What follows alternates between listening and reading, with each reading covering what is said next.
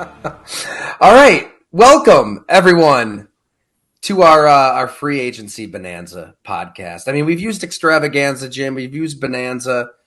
I think I need another word to describe the madness that is free agency. It really wasn't a lot of madness, though. A lot of waiting and seeing and waiting, right?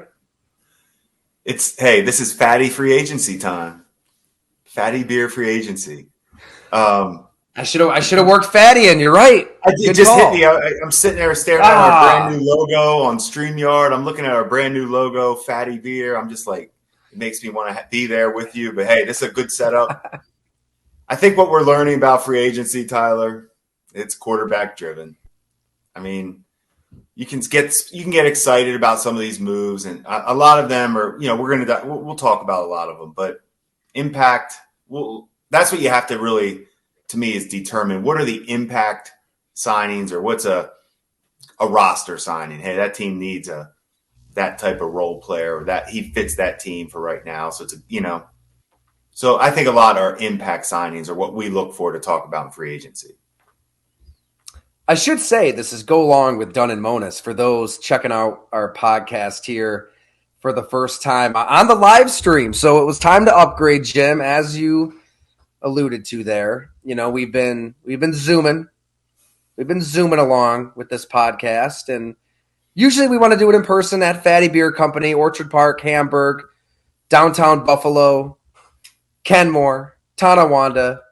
Nick and Chris are all over the place. We prefer to do it in person because that means we probably have a little IPA, a little sour, seasonal in our hand. But we wanted to do an emergency podcast here of sorts and ramp it up a degree. So we've got StreamYard now, and we want to hear from you. So thanks a lot for listening. You can download Apple, Spotify, Amazon, wherever you listen to your podcast, and of course, go long.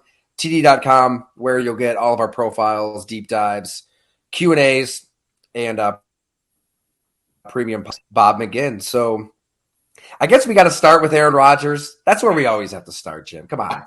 Let's not fool ourselves. We got to start there. Okay. That's what the people want. All right. We'll do a special Go Long instead of Aaron Rodgers. This is for hardcore Go Long fans. But Chris Manhurst signed with the Denver Broncos. Hey, a Chris Manhurst sighting. I love it. Hey, it goes way back. And to think that he never played organized football before, until he came to Buffalo. Anyway, that goes the fact that Sean Payton, the guy that, I used to work for the Saints, and now Chris Manhurst, who, I scouted and kind of gave an opportunity to get into the league, helped him get an opportunity to get into the league. It's pretty cool to see. But all right, on to Aaron Rodgers. I was going to say we could just start this with a Jim Monis appreciation segment where, we're seeing some of your old draft picks, getting paid. I mean, and signings. No, Jordan Poyer. Is when he's going to get a contract. This is when you're on the personnel side of it. Even when you're in it, I'm out of it now, but you still feel good for all the players. You know how hard they work to get to this point, the stress, mental and physical stress that everybody goes through. People don't realize how, they see the contracts these players get on these days, and they just think the NFL, everybody's making money, getting this and that. A lot of these guys, they're in it for 2-3 years, and this contract is their last one, and so I guess I always look at it as good for them. Happy to see, know where they come from. So this is fun for me in free agency. But yeah, there are some good players that we've talked about plenty on Go Long, going elsewhere. All right, well, let's start with a recurring guest of sorts on the show. And thank you, everybody who's checking us out on Twitter and who listens after the fact. But, I think a deal has to be in place, right, with Aaron Rodgers, the Green Bay Packers, the New York Jets. He obviously visited with the team.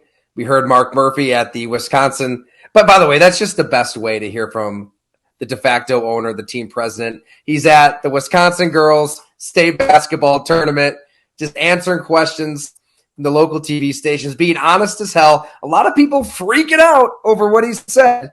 Oh my gosh, I can't believe he really said that about Aaron Rodgers. Well, he's just being honest, and I think you can take from that the ball is at the 1 centimeter line between these two teams, and they're just waiting for Aaron Rodgers to say, yes, I want to play football. It is time. Let's play. And Green Bay's moving on. We've been show and at golongtd.com for 4 weeks now, close to 4 weeks, when Bob dropped the bombshell there, that Green Bay is moving on to what they believe is Aaron Rodgers 2.0. That hasn't changed publicly. Brian Gutekunst, in so many words, said the exact same thing. Mark Murphy now, in so many words, has said the exact same thing. So, I think if you were to catch them in an honest moment, Jim, and so for those who don't know that are hearing Jim for the first time, my co-host here, scout with the Philadelphia Eagles, scout with the New Orleans Saints in the Southeast, and then he was the director of pro personnel for your Buffalo Bills and current director of football ops for the XFL. So you've been in this chair, Jim. I feel like they'd love a first-round pick. Hell, they probably would love to go into a time machine to the last 2 off seasons and take 3-4 first-round picks. They'll just take whatever they want. If the Jets want to eat that $59 million, I think they're at a point where they just want to go on to Jordan Love, get the show started, and it's a matter of getting the Jets, getting Aaron Rodgers, getting everybody on page. But what's your read on the situation, just from a front office point of view? Green Bay's been through it before. It's just like anything else that you've done in life. That first time you do something a little bit risky, or I don't want to put a gamble on it, but when you go through something and survive it, and Green Bay did that with Favre and Aaron Rodgers, here it is again. They were prepared for it. They've been through it before. They trust their talent evaluation on Love. It's his time. It's why they drafted him. They believe it. They're tired of waiting, tired of whatever. We don't know exactly what they're tired of. You may know. You've been on it for a long time. They may be tired of it all. Who knows? But it's time. You've mentioned that saying that you and Doug Whaley would bring up from time to time, right? It's, what is it again? You tolerate something. Production as long equals as tolerance. The talent's there. Production equals tolerance.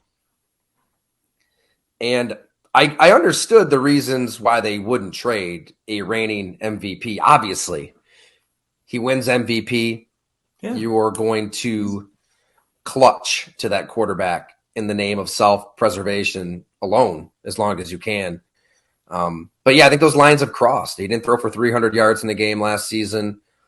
His legs really weren't underneath him. He blew off the offseason, didn't work with his young receivers. All the things we've talked about on this show, Jim. And Jordan Love has been there every step of the way. Jordan Love is in direct communication with his head coach via his private quarterback's coach every day, all offseason long. He's doing it right now. And they've seen it beyond that Philly game. They saw it the last 2 months of the season when he's working with the number one offense. So that the number one reason that they're this willing to move on is what they've seen in Jordan Love, for sure. But to answer your question, yeah, I think it's just not worth it at this point to kind of you put up with a certain amount of theatrics when he's so damn good and he's at the line of scrimmage, just orchestrate. He's a maestro up there with Devontae Adams. That element's gone. So what's he waiting for? I don't know. I mean, are we all waiting for a LeBron James taking my talents to New Jersey-esque appearance on Pat McAfee? Is this going to be an event? Or is he – I mean, look at it this way too, Jim. I mean, Aaron Rodgers is in a position of leverage because Jimmy Garoppolo signed with the Las Vegas Raiders. The veteran options are getting low for the Jets. Derek Carr, he didn't mess around. He went to the New Orleans Saints. The Jets aren't going to draft another quarterback. They don't want to go that road again. They just whiffed on Sam Darnold, Zach Wilson. So everybody knows they want a veteran with a really good roster, right? They've drafted really well. Joe Douglas, who you know well from the scouting trail.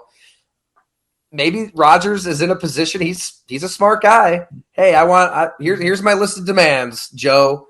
Alan Lazard, Robert Tonyan, whatever's left of Randall Cobb. I'm sure he didn't put it like Cobb. that, but he Cobb. Right.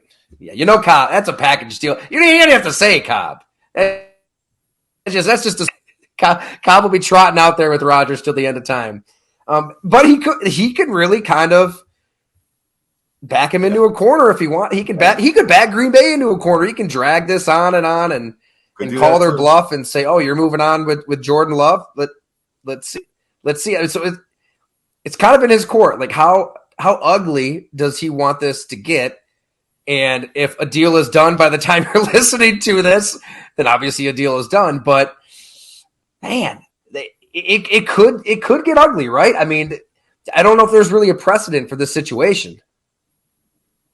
No, I don't know how much uglier it could get, though. I mean, I guess it could. I was thinking about what you said, though, about LeBron. Do you think Aaron Rodgers would really do it and dedicate everything to a charity and change kids' lives with what he did with that? Right. You know, we do dump on that LeBron appearance because I don't. I respected that. I like right, what he did. Right. It was we forget that it was for charity. You're right. Yeah, it really was a good. A lot of good. At the end of the day, it was pretty pointless. It was a pretty cool thing to think an announcement is helping kids, and we made that into a bigger deal than it needed to be. That maybe that was the point of that it came across like LeBron was making it pay attention to my decision. I mean, which you think? Okay, so how do you do that? A little narcissistic there. I'm taking my talents. How do you spin it though?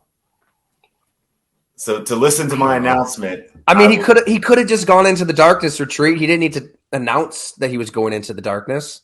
Well, and then have the podcast after the fact before he even talked to Brian Gutekunst. So I don't know. There'll be something. You make it about yourself. Yeah, he's making it about himself. Trey Wingo did say a deal is done, and Trey Wingo's been right on all things Aaron Rodgers to this point. So I feel like ESPN did ESPN put like a witness?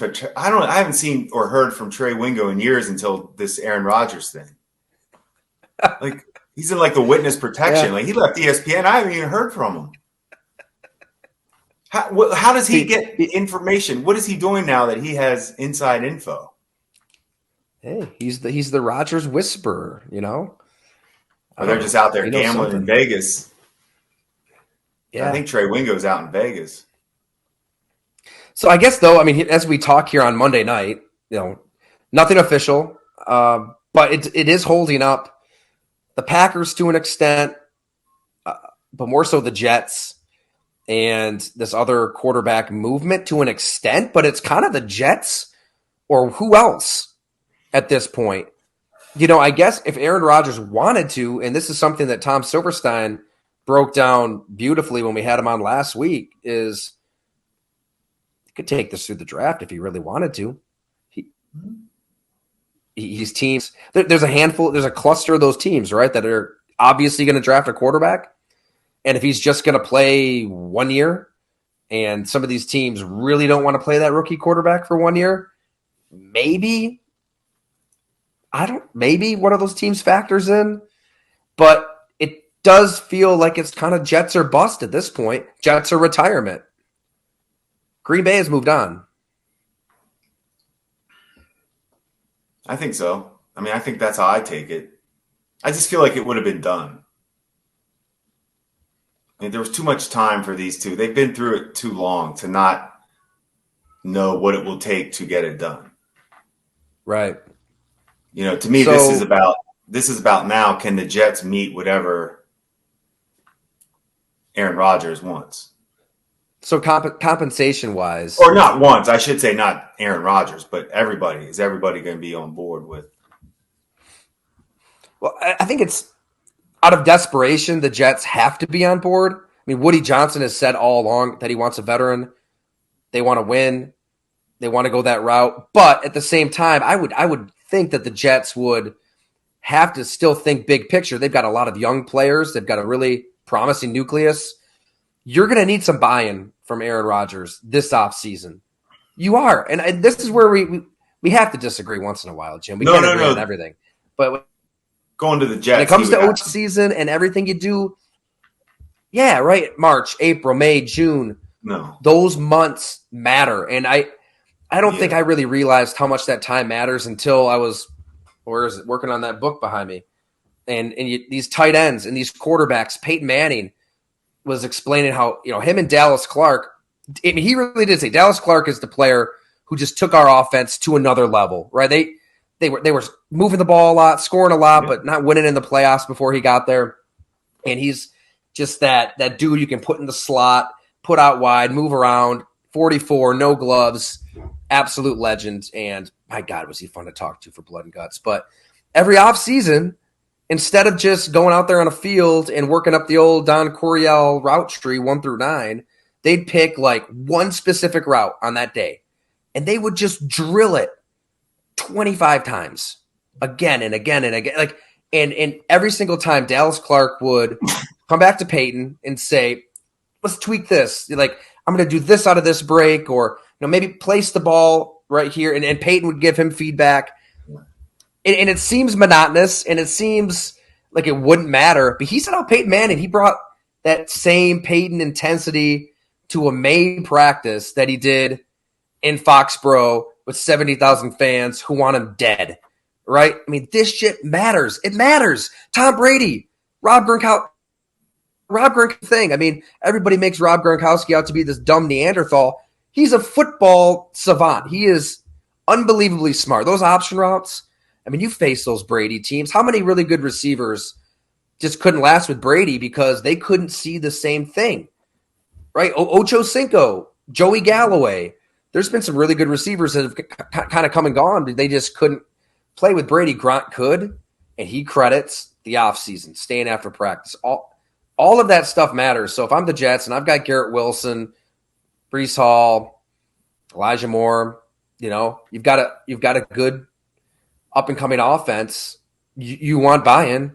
And not just that, but to make sure physically he can beat the odds. And Tom Brady, there's a reason he played till 45. He's a freak with his avocado ice cream and all. I get it. The ayahuasca and the Hawaiian trips and the podcasting and the shrooms and all that stuff is fun to talk about. Maybe it has its benefits, but it wasn't the same Aaron Rodgers in 2022 that you saw MVP seasons of 20 and 21. So you're right. If you're the Jets, I think you still need to get that buy. I think you're willing to eat $59 million or close to it if you're gonna get reassurances on that buy-in. Oh, I think with a new team, he would have to. Their offseason has to be a must. I mean, I don't think that would be. Yeah. I mean, the great quarterbacks, the Drew Brees, McNabbs, lucky enough to have been around them, different. But the biggest thing they both had was they aren't going to throw to players that they don't trust to be in the right spots. The great quarterbacks you have to earn their trust to play in their offense. So to me, at that point with Rodgers in Green Bay, he knew who he trusted. His mind was made up. He knew who he was going to. But they just drafted 3 receivers. Fair enough, but he wasn't going to. He could already tell his mind was made up. And that's where you know what. You can't even blame Green Bay. Or I'm sorry, you can't even blame Aaron Rodgers to an extent. You blame Green Bay because what happened the offseason prior. He did hold you hostage for whatever it was, 4.5 months, and you begged him to come back, and you said, do whatever the hell you want. So that's what he did. But I mean, he went back to that rookie receiver, dropped that ball. That was early in the season. I mean, that had nothing to do with the offseason chemistry. That was a beautiful throw. That was a flat-out drop. That's Aaron true. Rodgers, that's true. That's Aaron true. Rodgers, to his credit, never gave up on that player. Because he had drops. Good point. And I do want to say, I mean, because guess what Aaron Rodgers recognized? Talent. I'm not going to give up on you. But off that, though, they do have to trust the receivers, and I think he would have to have some type of all season with the Jets for sure. I mean, granted, they were 4-6, 4-7, 4-8 by the time they turned that corner, and the season was kind of lost. I don't know. The one receiver that I talked to for the Jordan Love story that's up at the site, for for subscribers if you caught it. He's not even like an anti-Aaron guy. He loves Aaron. And he said, look, it's good that he's changing plays a third of the time because for the most part, he's trying to get us on the right play based off the look. But he described it as almost two different languages. When you're with Aaron Rodgers, it's like you're thrown into an upper level 501 class in college with the signals and the audibles and seeing different things. And when you're with Jordan Love, this is the play that's called. This is what Matt LaFleur wants. This is what's in the game plan. I know what I have to do. I'm a young player. It's simplified. It's the same kind of stuff that you saw the last year with Mike McCarthy when they had drafted Marquez Valdes-Scantling and Equanimeous St. Brown. And it just there was something off there. So it's part of the genius of Aaron Rodgers, veteran receiver. Go out there, free ball it, street ball it, but you can't. I don't know. So you're going to need that buy-in. But, he's got Nathaniel Hackett. He'll have a reason to be pissed off because he's going to have a lot of people like us here doubting him, saying, hey, you're 39 going on 40. That's where every quarterback starts to fall off that cliff, and he's at his best when he is mad, and he has a chip, and there will be a chip with a different team. Well, the difference between us on this, I do think he's much better than Jordan Love right now. I think his best chance to win a Super Bowl is to stay in Green Bay. I think going to the Jets is going to be a complete shakeup and fun. I think it's going to be incredibly hard in the AFC. But if this is your last year for Aaron Rodgers and you pull this off for the Jets in the AFC, change your whole narrative on your career. I do think and if you're about yourself and you're trying to make yourself, if you're all about yourself and how you're going out, yeah, why not? Why not try to go down as, because it would go down as the greatest. I mean, to me, if he could pull this off in the AFC, I think that they could win win a playoff game. That's fine. That's still a great job. Yeah, it's a great job too, but that's blah. But if it's Super Bowls, yeah, his best chance is to win in Green Bay, but Green Bay doesn't want him. They've moved on, and I think for good reason. I think that they know right now Jordan Love is the best business decision right now is to stick with what you've developed for 3 years. So I think there was like this inclination, outsiders kind of looking in at the situation, like similar to Brett Favre in 08. Like, why he did 13-3, one pass from the Super Bowl. Why would you throw that away? Why would you throw the 3 years you spent working with Aaron Rodgers, developing him in this lab, and you only saw it once in that Cowboys game on Thursday night, and it was lights out? Same thing. Mm-hmm. I mean, the steps that Jordan Love took year 1 to year 2 to year 3, especially between 2 and 3, especially after the contract to Aaron Rodgers that made him the richest player in the sport. Love changed the calculus, right? If Rodgers changed it with those MVP seasons before, then Love changed it. And he just took it to another level. And COC Mariner, one of his receivers at Utah State, broke it down. They were working a lot that offseason together. He just kind of saw his focus reach a whole new level, and he became the pissed-off, motivated quarterback. And then you saw it in the Philly game. It was night and day different from the Kansas City game. It really wasn't a good game plan, by the way, on Green Bay's part.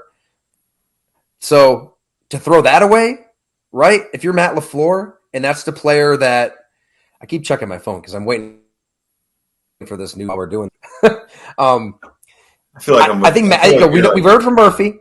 We've heard from Gutekunst. I think what people don't really know is where does Matt LaFleur stand on this? And just talking to Calhoun, even some of these Packer players, LaFleur is ready for Jordan Love to run his offense. I truly believe that. I think that this is an organizational decision. They're all in, and they know that they can't just throw away a first-round pick and trade him, because that's where they would be. If you did bend the knee once more to Rodgers, Jordan Love would ask for a trade, as he should. He's been waiting it long enough, and they don't want to go down that road. So here we are. Any hour, it could happen. And I think that Green Bay will be just fine. with Love. Not as good as they could have been with all those picks, but you draft a wide receiver, you get Watson back, Dobbs back, Dillon. Jones took a pay cut. Aaron Jones, your best player, restructuring like that, man, that says a lot. So, all right, let's move on. How about Jimmy Garoppolo? Let's turn to something really exciting. Jimmy Garoppolo, Jim. Doesn't it just like, God, it just gets you excited for football. If you're a Las Vegas Raiders, if you're a Las Vegas Raiders fan and you've been just like, drooling over CJ's been and imagining Rodgers and Devontae Adams rekindling their relationship, and you're sitting here on Monday afternoon, maybe you're changing the diaper, maybe you're working a little NFL Network in with your Bluey, and you see Jimmy Garoppolo got himself a lot of money too. Is going to be your quarterback. What crosses your mind? To me, it's kind of like the Seinfeld episode where, they go to the apartment and they install the low flow shower heads, and Jerry doesn't like it. Kramer doesn't. It's like low. I hear Jimmy Garoppolo. It's like low flow. I don't like the sounds of that. I really don't. It's AFC. Garoppolo, his only chance was playing in the NFC on that 49ers team to go to Super Bowls. He's not. No.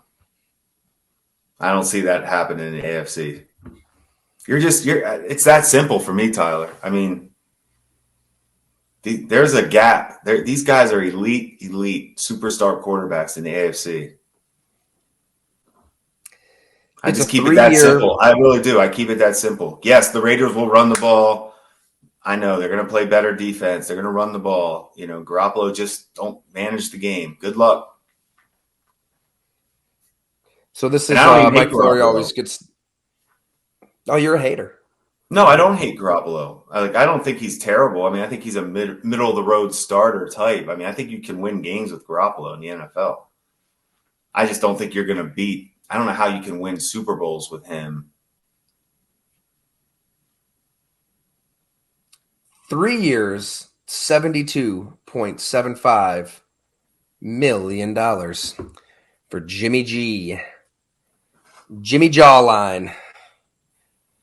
I think the closest you were going to see Jimmy Garoppolo get to a Super Bowl was that throw to Emmanuel Sanders against Kansas City. Your coach draws it up. You have him open. You can't hit him. What else can you say? I mean, the talent was around him in San Francisco, defensively, offensively. He was a distributor. He could get the ball to the playmakers. What was the score of that game that you're talking about? I mean, they were down by one score. That would have won the Super Bowl if he hit him. But what were the total points? Like, what was there was like wasn't it like a low scoring game on that? It was until like the fourth quarter. Yeah. Yeah. Yep. My point is, that's not football. Did you just watch this year's Super Bowl? Like, that nickel dime stuff isn't going to work anymore. You got to put up points. Yeah, you do. You absolutely do. You have to. And I'm not going to transition to a story I'll have later this week, but I got into this with Pat Moran on his podcast here in Buffalo last week. You've got to think shootout. You've got to think pedal to the metal. Yeah. I will take every opportunity that you possibly can. And I guess maybe this is their middle ground, just to bring it back to the Raiders. Mm-hmm. Maybe they do still draft a quarterback, but Josh McDaniels is a demanding coach with a demanding playbook. We know all that. I've heard it's not fun being in his meetings. When I was working on that Tua story last year at Go Along, and Josh McDaniels' name came up with a source when I was talking about Brian Flores, and like, man, he just shreds people in meetings, like destroys players in meetings, on top of a really demanding offense for a quarterback to run. So in that sense, yeah, Garoppolo, at least he's familiar with it. He's going to be able to do it, and he's going to have playmakers around him. Devontae Adams, Darren Waller, Josh Jacobs back on the franchise, but you still don't have a defense. I mean, that going from that 49er defense to the Raiders defense, I mean, you're going to have to win those kind of shootouts. And he's not a shootout kind of quarterback, especially in a division with Patrick Mahomes and Justin Herbert. So I don't know if there are, Raider fans in Vegas. I think there's still kind of, this transient bachelor party kind of team. They probably will be forever because the NFL just doesn't give a shit about organic markets and real fans. They want, luxury boxes and suites. So maybe none of this matters. Maybe none of this matters. But does it, there might be one Raider fan listening to this that's irate over the decision. It's still drowdy, right? What would Raider fans be upset about, though? I mean, at this point, you're in that division. You need a quarter. You need somebody better than Garoppolo. If you're a true Raiders fan, you can't kid yourself. I think to your point, they have talent. They're going to be – obviously, there are no easy games in the NFL. So the Raiders are going to be they scream 9, 8, 9, 10-win team, whatever. Defense takes you to another level. That's what they had in San Fran when Garoppolo was there. They had offense, defense. But you're telling me the Raiders, if we don't feel like their defense, which we know isn't anywhere close to what that 49ers defense was, how are you gonna outscore teams with Garoppolo? You're not. All right, one other thing. I can't do any more Garoppolo talk. I'm sorry. This is just depressing me. I mean, it's my fault. I brought him up. No, I felt like I didn't want to bring it down. I gotta get off. I gotta get off of it right now. I feel like Sonny's like warm milk was just sitting on the coffee table, and I grabbed it by accident, thinking it was like my water or something. Yeah, no, that was good. Let's move on. Let's move on. I wasn't sure. At first, I wasn't sure if you thought that was like, all right, Garoppolo, this could be interesting. Well, we're talking quarterbacks, and that's kind of where the Jets would go to if this Rodgers went sideways. But here's what I do want to talk about. Let's right. Something, and we got into Lamar, so we got that covered. Got that.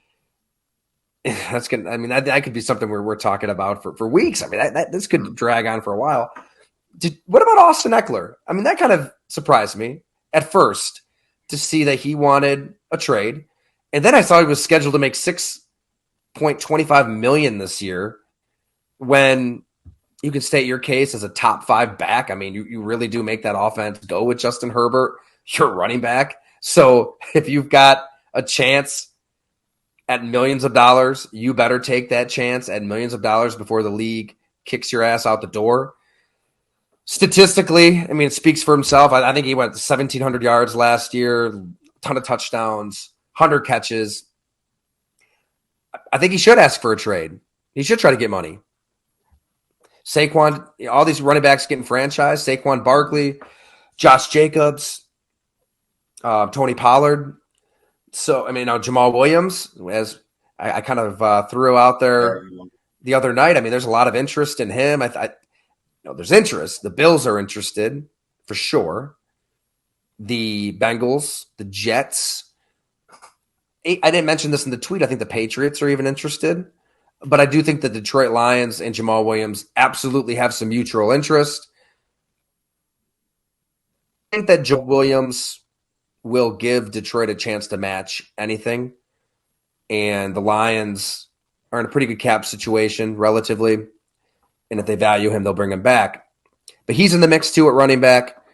So where do you stand on the running back position? And is this a smart play by Ekeler? A, it's probably 2 parts. And then B, does he have any shot at getting more money somewhere else? Or is the rest of the NFL going to look at Austin and, kind of put an arm around him and say, man, you're really freaking good, but sorry, buddy, you're a running back, and we just saw Isaiah Pacheco in the 7th round, run like his life depends on it every down and win a Super Bowl. I feel for these running backs, Jim, because it's just crazy to me how a player can have such an impact on a game, on a season, on a team, everything. They're still so unbelievably valuable, but they're not. The pay doesn't reflect it. You still see undrafted guys, late round guys start.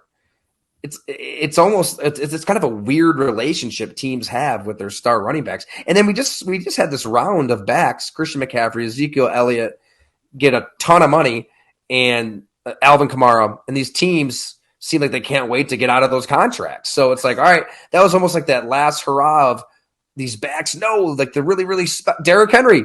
He can be traded to Denver. it's like that batch of backs. It was like that last group of, no, these are studs. You need to pay them.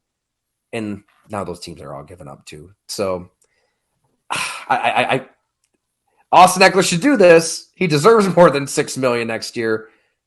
I don't know if he's going to get it.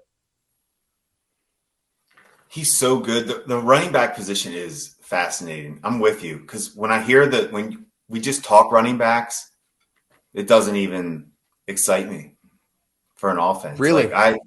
No. As far as coming from somebody who pulled off the LaShawn McCoy trade not too long ago, right? I mean, I love Shady. I love running backs in general. I'm just like, the way you're building teams right now, you can find these guys to fit your system. I like how the Chiefs running backs look, the Eagles running backs.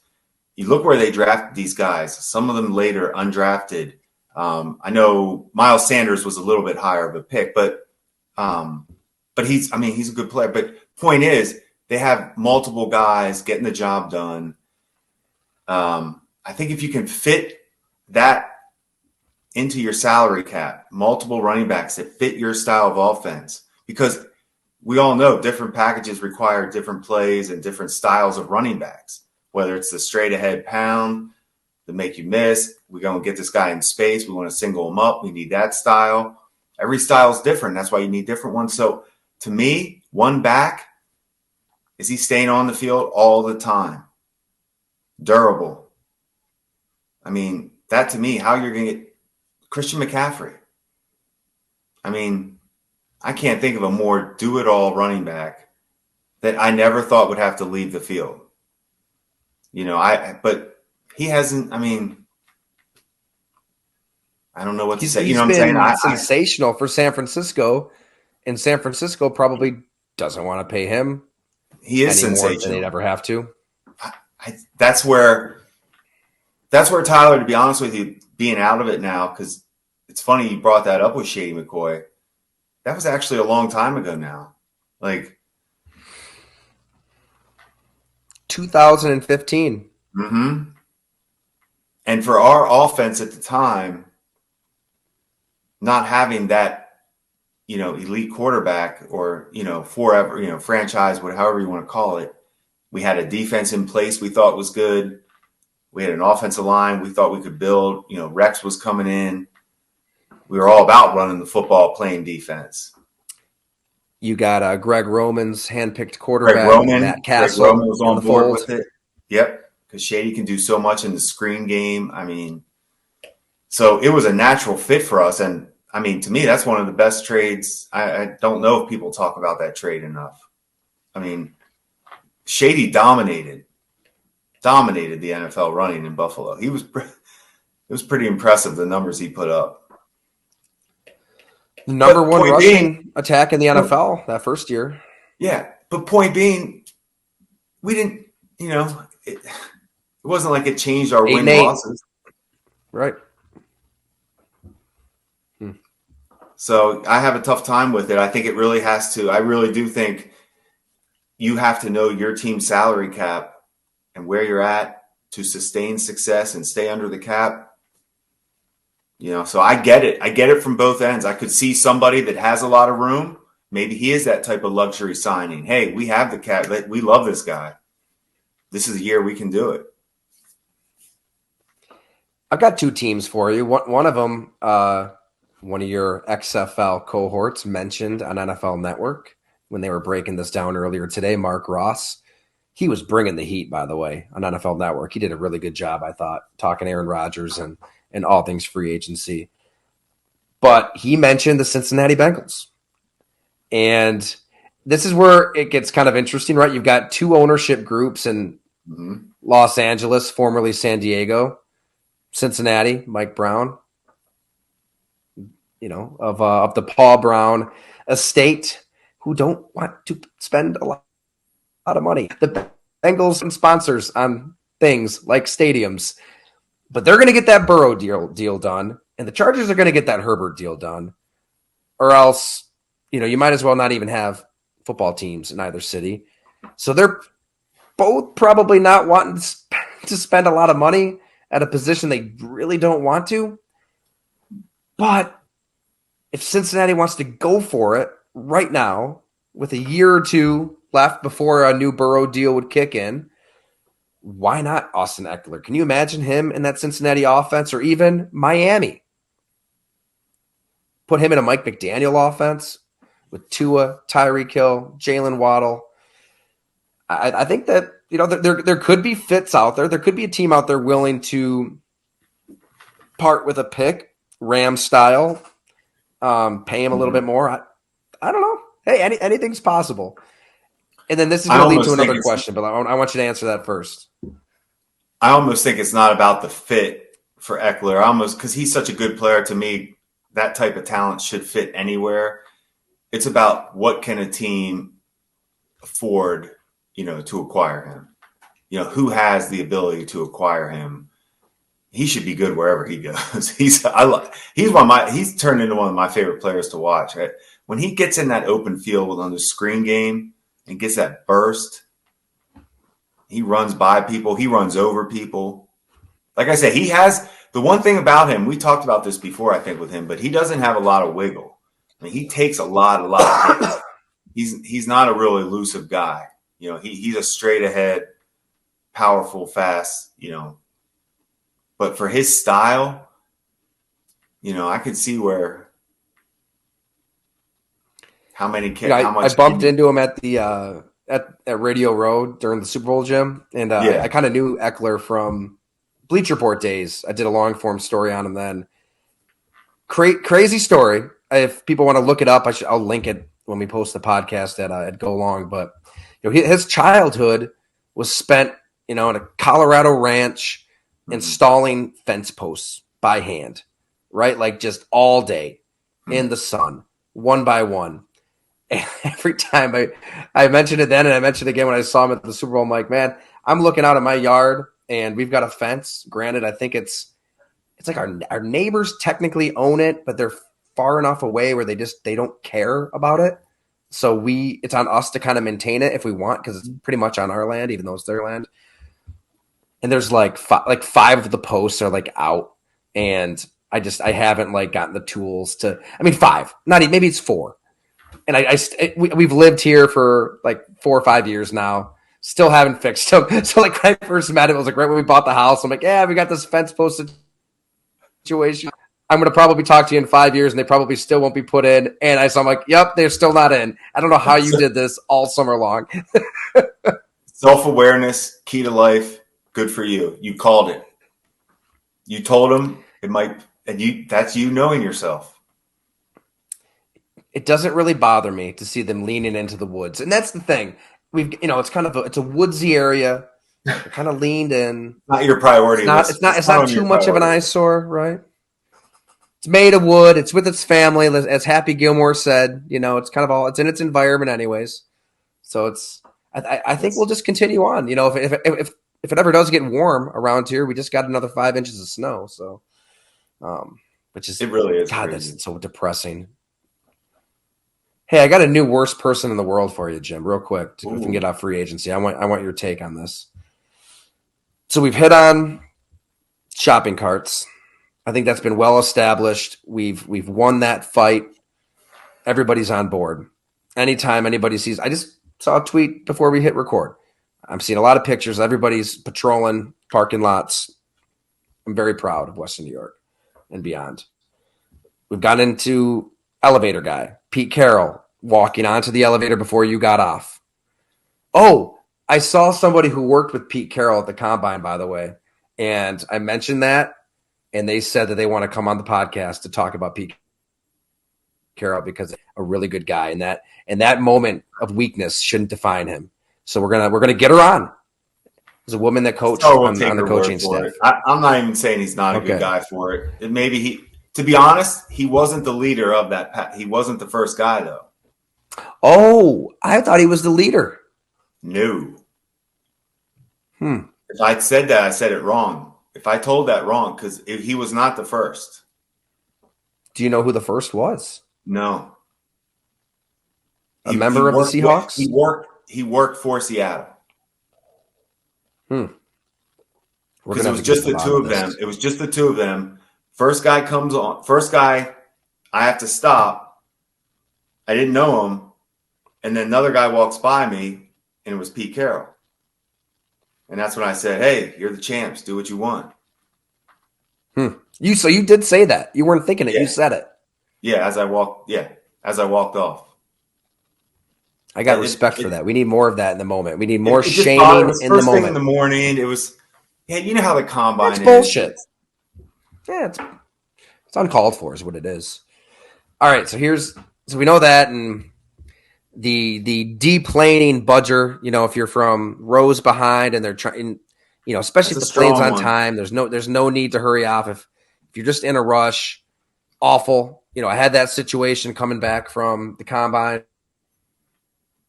Somebody and the other person in the aisle, we just looked at each other and we just shook our heads and we just said, yeah, that's the worst person in the world right now. But I got a new one. Just happened yesterday. I'm driving back, turn into my neighborhood. So it's like two streets away, and a middle-aged gentleman is right there getting his mail, right there. And I'm going slow. I'm in a good mood. I don't even know what put me in a good mood, Jim. I just said, put down the window. I waved to him. I said, and I kind of mouthed hello. He looked at me and did not even wave. Didn't even smile. Just looked at me and then looked away. Don't know him, So in that situation, do we allow as a society full GTA Grand Theft Auto mowdown? Like, am I allowed to just run him over at that point? I would think at least a middle finger, something. There should be some type of retribution for such a crime. I think in general, to not get that hello back is, got it, man. That's brutal. It's just it's right there with everything else. I can't believe I'm going to say this. I think the best way to handle it is I'm good on that guy, like done with him. Just erase him, erase it. He doesn't exist. Not good enough to acknowledge you. He doesn't deserve anything else. We're moving on from him. Because that's pretty low. I did give him a slow, shameful shake of the head that I hope he saw. No, good. We won't invite him to Fatty Beer. All right, maybe I don't run him over, but what I'll do is we'll spare his life. When I turn onto that road, I'm not going to say the road. Probably an avid listener. What I'm going to do now is just blast Lil Jon Throw It Up. A good, aggressive, violent rap song, and just turn it up. If he's out, just very, very loud. Nice, slow 5-mile-an-hour trot past his mailbox, and I'll just look at him, and then we'll call it even. Maybe a couple times we'll make it even. Is that too far? No. Okay. All right. I like that. You can do that. All right, back to football before I forget on this point say Miami, say Cincinnati, one of these teams. I think we could see it this week. I mean, Miami just pulled off the Jalen Ramsey trade. He got Xavier Howard and Jalen Ramsey and a Vic Fangio defense. Holy hell, that's probably a story we're not talking enough about. I think that defense is going to be really, really good. Best coordinator in the sport. We could see a team out LA Rams style. F them picks, Les Snead, Sean McVay. Maybe a team like that makes a run at an Ekeler, makes a run at a DeAndre Hopkins. I don't know. So my question for you is, as a longtime NFL personnel man, is it worth it? Was it worth it what the Rams did? I mean, they're tearing up all these contracts now. They're getting out of everything. Who knows? Maybe they'll even move on from Cooper Kupp.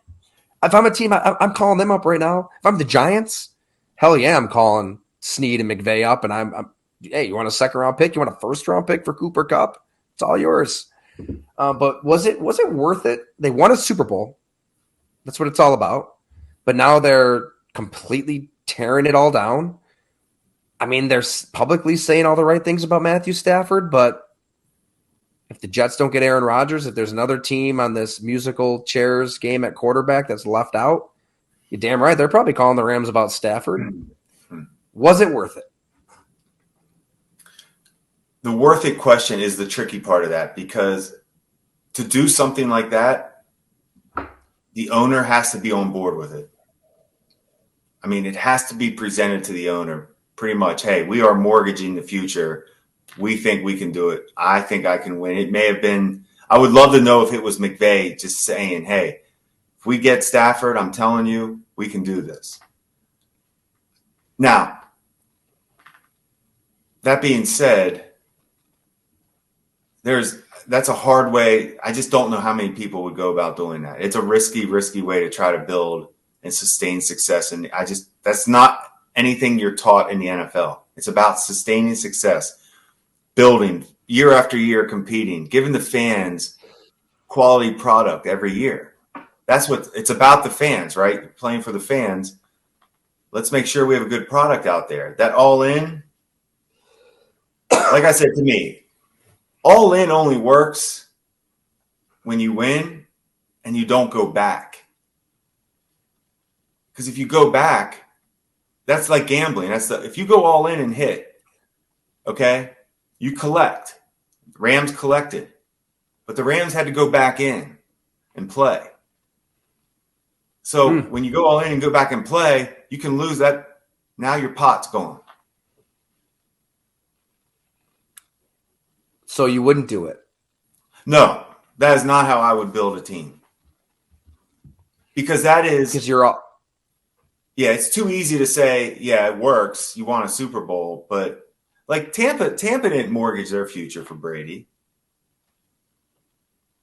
That was done. That was done. You know, they got years out of that. You know, they made runs again. You're also relying. Jaquez Hart dropped interception in the NFC Championship game. That's what I'm saying. We have dissected that so much where it wasn't like the Rams just rolled through the Super Bowl. I mean, it was an ultimate gamble. I mean, it was all in. But like I said, only works if you don't go back. Well said. I agree. I don't know though. They won a Super Bowl. It's about Super Bowls.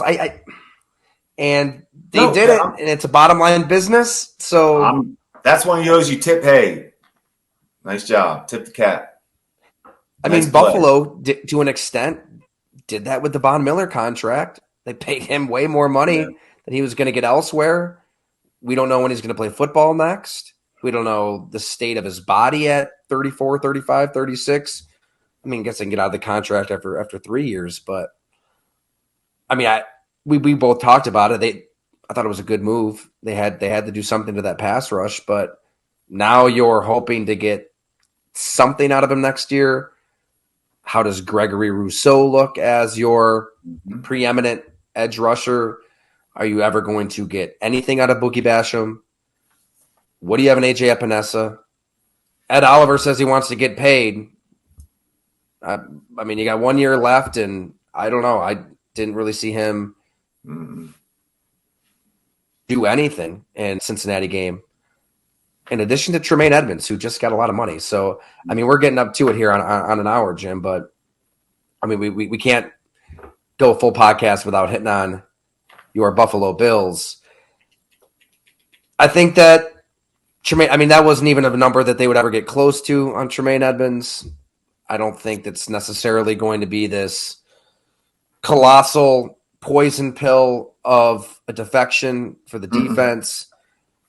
Again, are we going to judge the Bills off of regular season success or the playoffs? In the playoffs, he was, speaking of mowed down, he was mowed down by that Cincinnati front. Ed Oliver evaporated. So I don't have a problem with either one of those players leaving. I mean, honestly, if you're forward thinking, they've got to do something bold here. I would trade Ed Oliver. Something. Make a trade. Think outside the box. Because the funny money, the big deals, come and gone. They signed Connor McGovern, right? I mean, a reasonable deal. That was good. You know, do something with your offensive line. Brandon Beane has to get creative for this roster to get better. I don't know how he does it, but he's got to think outside of the box in some way. Maybe it is a trade. Maybe it is Odell Beckham. But for the love of God, don't pay him $20 million a year, which is what he apparently wants. Good luck. I don't know what it is. Does anything come to mind for you? The secondary. I still think that secondary needs I'm not sure how comfortable they are right now. They drafted a corner in the first round, Kyer Elam. Right. I mean, how did he play? I didn't see Not him. Good. I didn't think he stood out as and like I said, Trey White. Is he Trey White? Is he the Trey White that before the injury? We haven't seen that yet. He's supposed to be this year. It takes another year to fully recover from that. So there's some unknowns, and then Poyer. Right, he's gone. He is as good as gone for sure. So you see what I'm saying, though. To me, that's secondary. To me, how are you going to beat the Bengals? How are you going to beat anybody? The Ravens, the Chargers, the Chiefs, obviously. How are you going to beat these teams if your secondary isn't one of your has to be your strength? Pass rush strength. Pass rush, secondary. See, man, I wish I was a fly on the wall in that room, because if I'm Brandon Beane and I'm sitting there with Sean McDermott and we've gone through how many drafts together? 4, 5? So you guys were there for 17. So we're talking 18, 19, 20, 21, 22. This is the next. I'm saying, all right, Sean, enough defense. Enough. How many pass rushers? How many DBs? Did you see the Cincinnati game? I know you wanted to coffin corner your way through it, and you thought you'd get 2 defensive stops in the fourth quarter. You weren't stopping anybody.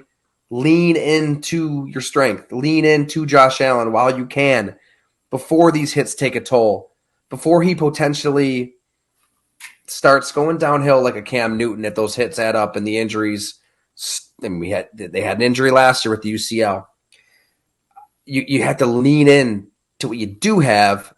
I would just be thinking offense like crazy through free agency, through the draft, weapons galore, do everything you can to just outscore the other team.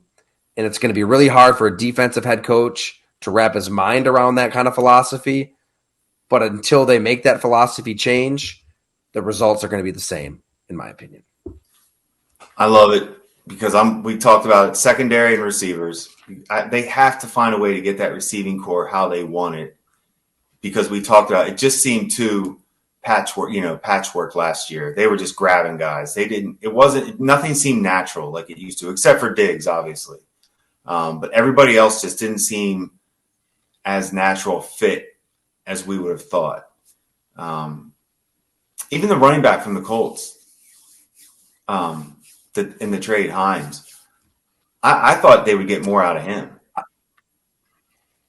Well, that's where I commend the Bills for finding a way to keep him. It would have been easy to make him a cap casualty to save a few extra million. No, he's a damn good football player. I think so, too. I feel like every time I turn the Colts on, Nyheim Hines is doing something.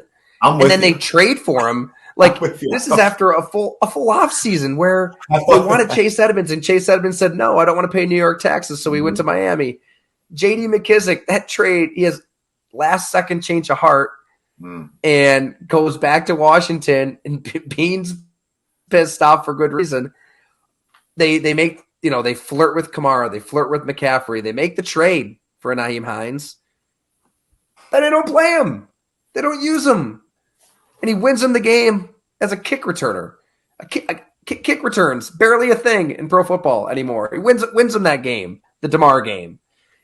That is worth an hour in itself, the Nyheim Hines effect. So you've got a full off season to figure out how to use a special talent. Mm-hmm. That's where you can get excited if you're the Bills. Like James Cook, he's got to take a step. Dawson Knox, like you've got a talent at tight end. Use them. There's going to have to be improvement from within if they're on offense, especially with Cincy in Kansas City, in Jacksonville, in Miami. Chargers, all these teams. By the way, the Chargers just signed Eric Kendricks. Not a bad 2-year deal there. Any final free agency thoughts here, Jim? Anything else was there a deal that you saw crawl across your screen and your jaw hit the floor? No. I think you and I are kind of feeling the same about it. Nothing's. Did you say Henry to the Broncos?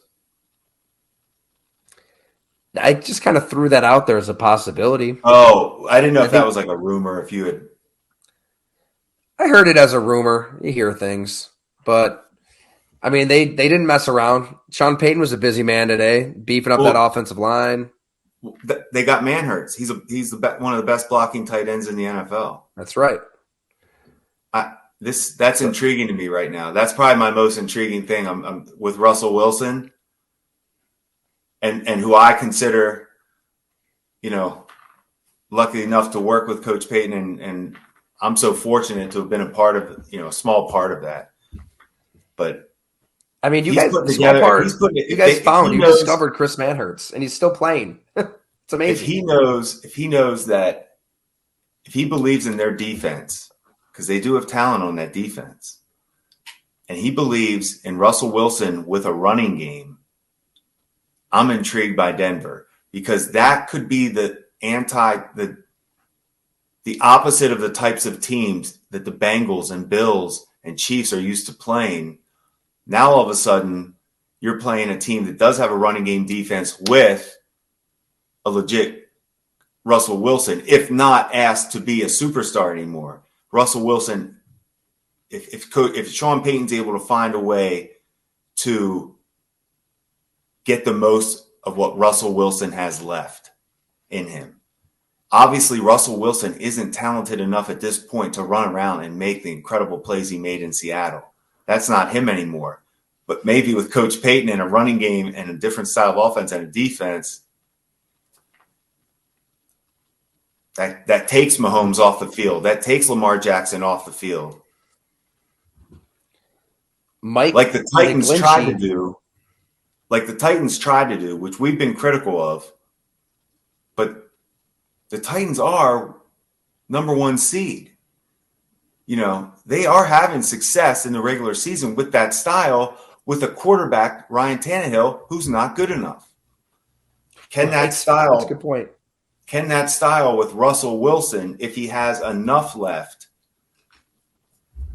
be the answer in Denver? That would be there's my big free agent take, Tyler. What the Broncos are trying to build to win with Russell Wilson this year. So right tackle Mike McGlinchey, 5 years, $87.5 million, more than $50 million guaranteed. This is Ian Rappaport at NFL Network with those numbers. The numbers on McGlinchey. So he's allowed at least 5 sacks and at least 28 total pressures in each of his 4 seasons. So I don't know how good he is. Do you? I do. That's a lot of money. I do feel like in that offense, though, as a run blocker, he was very, very good. So if you're going to run the ball a lot, maybe that's a strength. They're making the financial commitment, but I can't talk myself into Denver. I'm sorry. I spent way too much time pumping up Russell Wilson, Nathaniel Hackett last offseason. I need to see it before I start saying that Russell Wilson is going to win at this point of his career.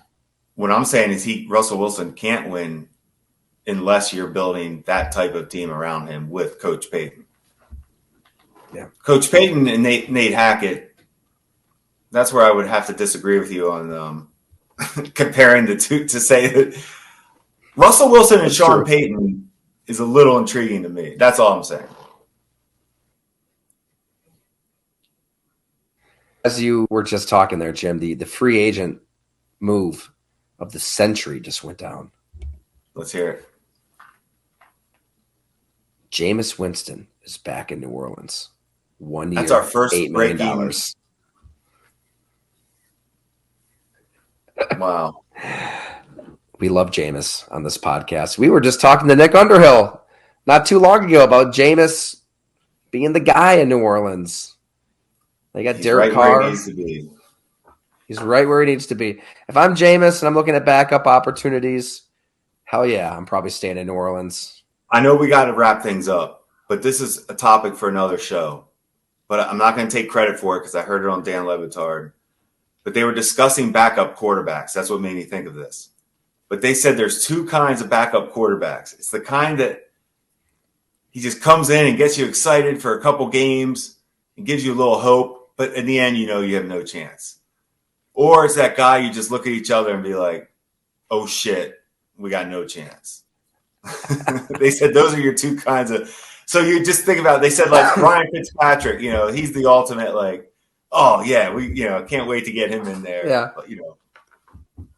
But I thought that was a good way to describe backup quarterbacks because it's funny. Jameis Winston, to me, would fit you know what? I tell you what, I think he's the guy. We can win with him. You know, when he comes in, and the longer he plays, it's harder for him to be the starter. But for 4 or 5 games, could Jameis Winston come in and win 2 or 3 of those? He can. He definitely can.